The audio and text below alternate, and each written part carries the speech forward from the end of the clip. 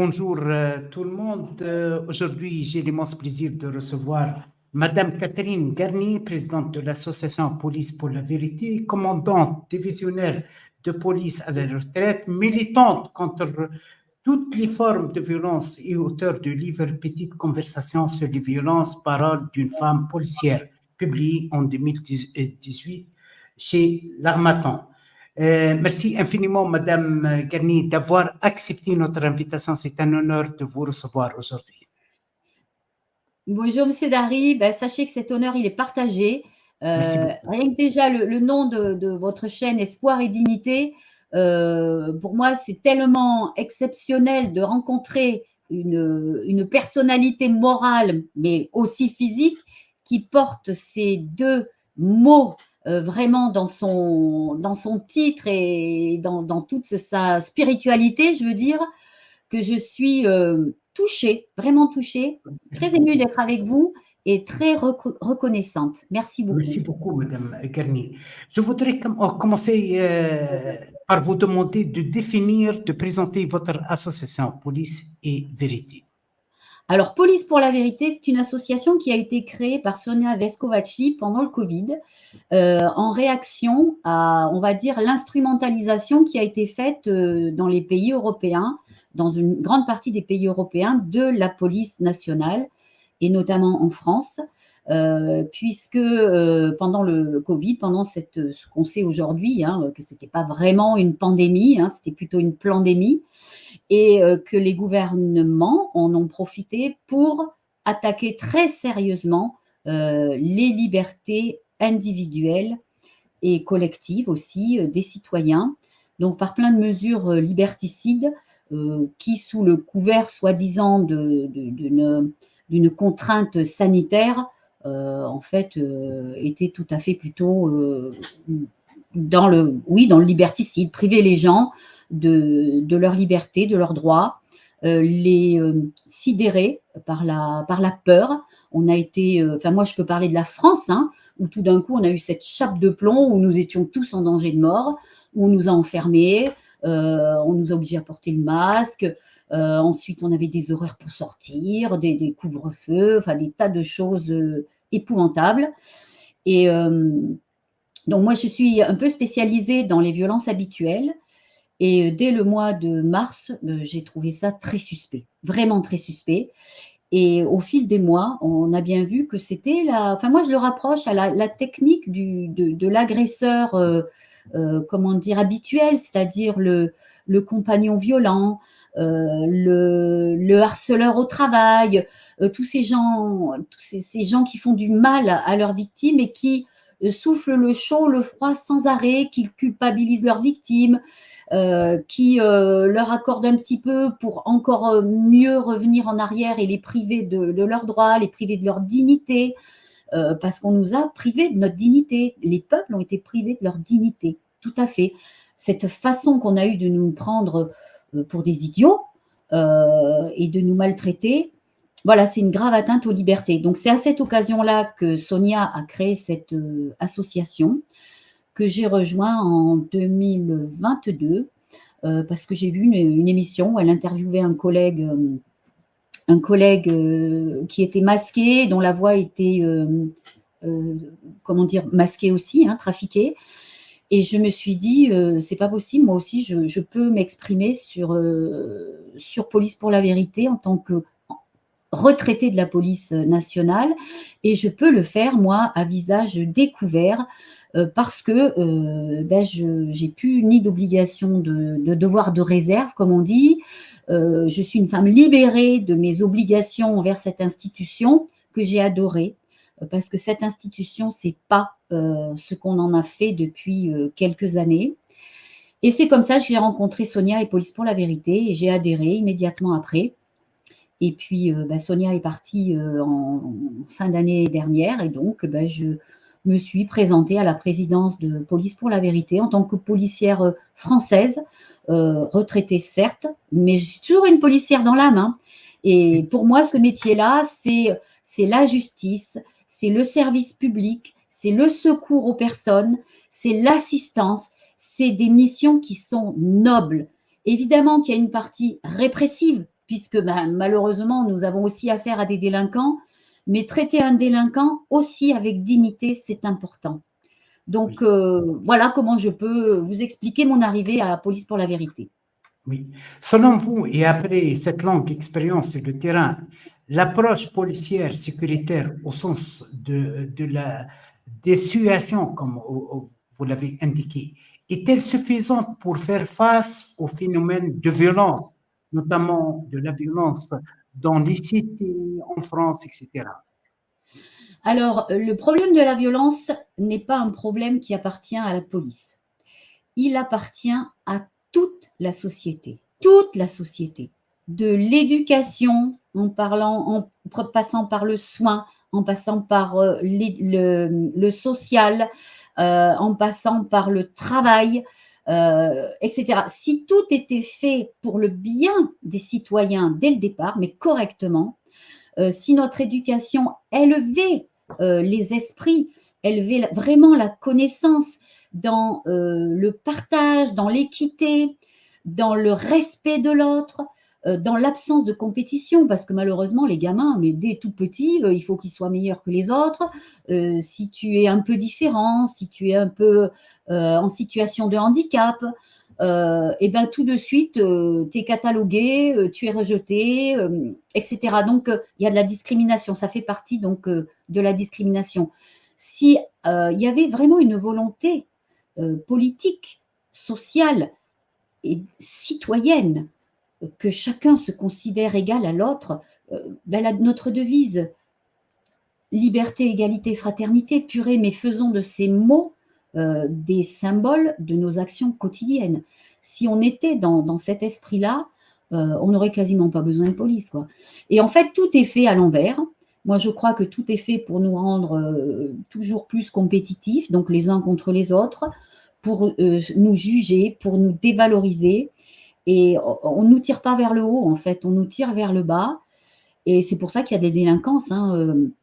Dans les cités, on a, bunkérisé des personnes en situation parfois difficile, et on les a privées, alors ce qu'on appelle la première chance, la deuxième chance, ce qu'on veut. En fait, non, on leur donne jamais leur chance. On leur donne jamais leur chance et on ne prend jamais les bonnes résolutions et les bons outils pour permettre effectivement d'améliorer les conditions de vie des uns et des autres. Pour vivre heureux, de quoi ont besoin les gens? Ils ont besoin de respect, ils ont besoin d'éducation, ils ont besoin d'instruction, ils ont besoin de solidarité, ils ont besoin de liens sociaux, ils ont besoin de travailler, ils ont besoin d'avoir un toit sur la tête, de quoi manger dans leurs assiettes et aussi beaucoup de choses qui leur font plaisir. Donc, les arts, la culture, tout ça. Voilà. Et je pense que dans nos mondes modernes, on devrait pouvoir donner tout ça à chaque citoyen. Aujourd'hui, la victime est traitée comme je m'excuse, avec l'émanation d'un dossier Excel. Et vous insistez sur ce traitement humain, le traitement d'un être humain vers un autre être humain en situation de difficulté, en situation de problématique. Est-ce que vous avez réussi à passer le message d'après vous? Eh bien, moi, j'ai fait toute ma carrière en essayant de passer ce message-là. Mais on ne peut pas le porter seul, hein. Donc, il y a plein d'autres collègues, il y a plein d'autres personnes, hein, qui ne sont pas forcément dans les services de sécurité. Il y a des gens à la justice, il y a des gens dans l'éducation, il y a des gens dans tous les milieux. Puis, il y a des citoyens aussi, hein, qui, sans métier voué à tout ça, portent ce message au quotidien. Mais on n'est pas suffisamment nombreux. Il y a quand même cette espèce de chape de plomb, des structures, on va dire, psychologiques de notre société, culturelles, qui font qu'on détourne la masse des gens, on les détourne de ces vraies valeurs-là. Et vous avez raison, les victimes sont très maltraitées. dans le code de procédure pénale, par exemple, il y a une poignée d'articles qui concernent la victime. Et ça date pas de longtemps. Le droit des victimes, c'est pas quelque chose qui a 50 ans. Donc, les victimes sont la dernière roue du carrosse. Et les associations d'aide aux victimes, elles existent, elles sont multiples. Elles demandent des subventions pour pouvoir embaucher des salariés, que ce soit des juristes, des psys, des éducateurs, pour faire des actions comme des groupes de parole, des actions de prévention dans les établissements scolaires, etc.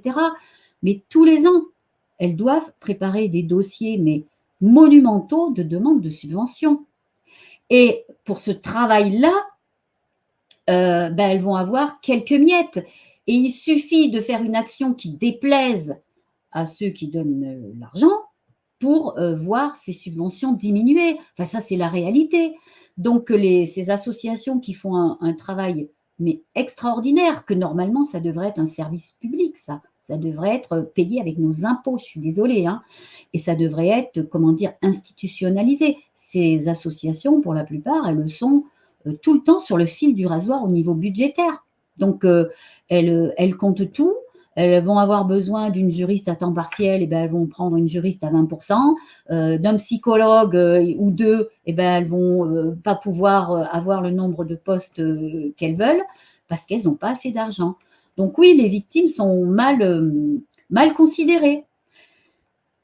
Et même quand on voit au niveau des accueils des gendarmeries et des commissariats de police, encore aujourd'hui, parce que moi je suis très investie sur l'aide aux victimes, on a des personnes qui vont déposer plainte et à qui on dit écrivez au procureur, ou on n'a pas le temps, ou ce que vous dites, ce n'est pas une infraction, on ne va pas prendre de plainte, on va peut-être vous faire une main courante. Enfin, vous voyez, ce manque de considération de la victime, il est toujours présent. Il y a des progrès qui ont été faits, mais on ne devrait plus le voir du tout, du tout. Et la formation des professionnels est aussi une valeur sûre pour arriver à un meilleur accueil des victimes. Parce que ne pas former correctement les gens qui accueillent les victimes, c'est aussi un manque de considération pour les victimes. On ne vous entend pas. Oui. Ma dernière question, je sais bien que vous êtes une femme directe, libre, et avec beaucoup d'éthique. L'opinion qui est prévue aujourd'hui dans le monde à propos de la police française, surtout après les incidents des assassinats qualifiés de violence policière et tout, et qu'il s'agit d'une police violente, raciste, qui adopte les idées de l'extrême droite. Quelle est votre réponse? Alors moi, je vais vous dire qu'il ne faut pas généraliser. Parce que la police, c'est un ensemble et dedans, il y a des milliers de fonctionnaires de police, et c'est pareil pour les gendarmes, des milliers de gendarmes. Je crois qu'on est à 150 000 à peu près gendarmes, et pareil au niveau de la police nationale. On ne peut pas mettre tout le monde dans le même bain. Je crois que ce qu'on retrouve dans la police nationale ou dans la gendarmerie, on le retrouve dans la magistrature, on le retrouve dans l'éducation, on le retrouve aussi dans la population globale de notre pays.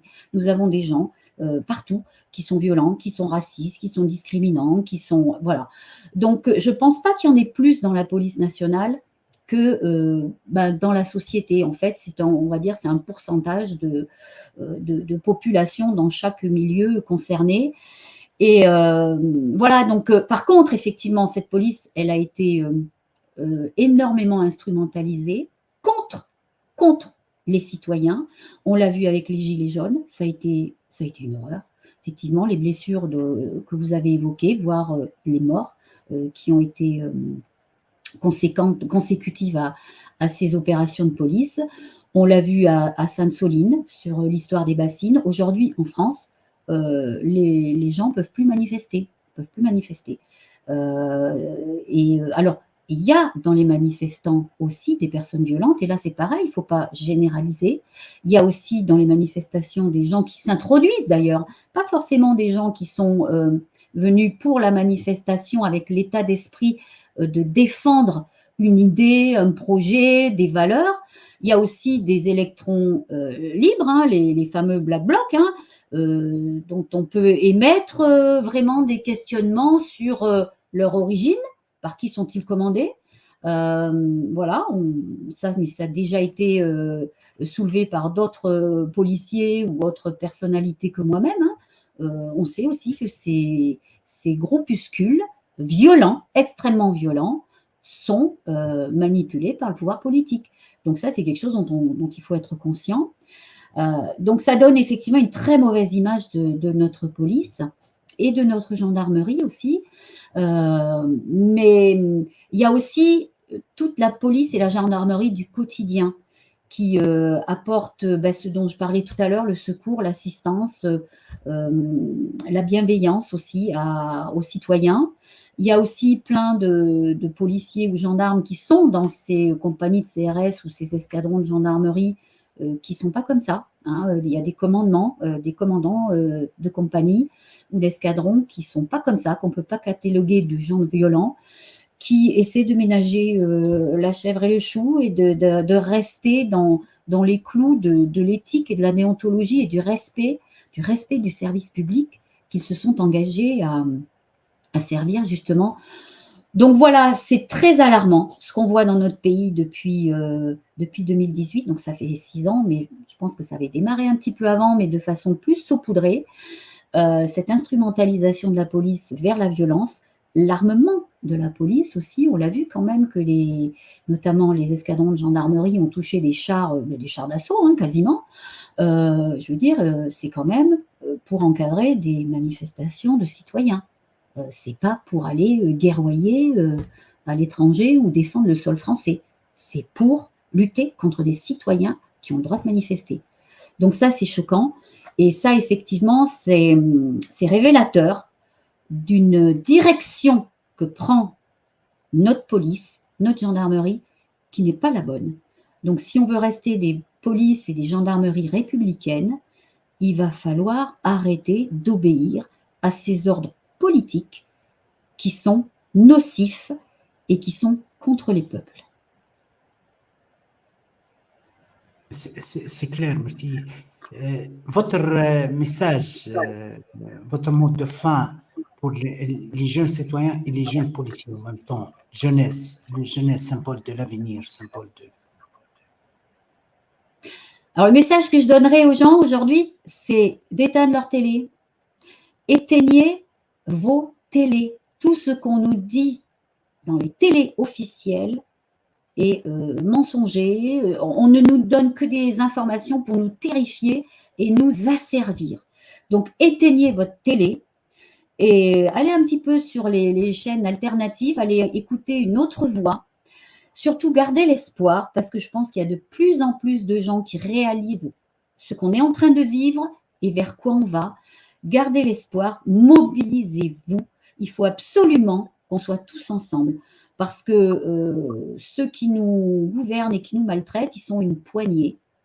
Et nous sommes des millions.